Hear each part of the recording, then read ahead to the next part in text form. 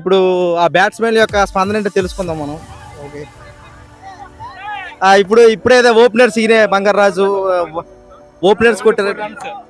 చిత్త కింద ఏ వాళ్ళు చిత్త కింద ఓడించాం. అదే నాయుడు గారి పర్ఫార్మెన్స్ హైలైట్. 6లు 4లు. నాకు ధోని గుర్తుకొచ్చాడు.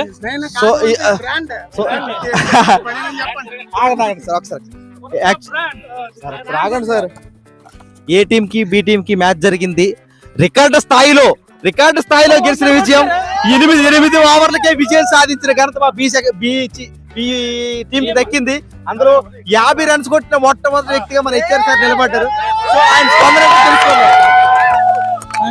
ఇంత బాగా ఆడడానికి మెయిన్ కారణం బైరన్నరా.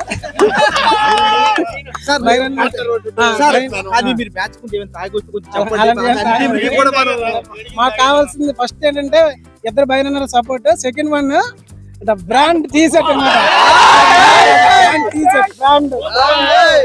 బ్రాండ్ అది రియల్లీ వెల్ ప్లేయింగ్ సార్. నిజంగా awesome playing sir. Awesome. Next player opener mister Tadsiri Bangaraju గారు.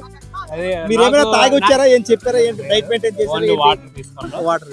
నాయుడు గారిని బ్యాటింగ్ చూస్తుంటే ధోని గుర్తుకొచ్చారు నాకు. అతను చూసి వచ్చా నేను ఉండాలి, సింగిల్ చేసి ఇవ్వాలి, అతను హిట్టింగ్ చేయాలి అనేసి నేను అలాగా సార్ కొంచెం ఇంగ్లీష్ రొటేట్ చేశాను. ఇంగ్లీష్ రాదండి.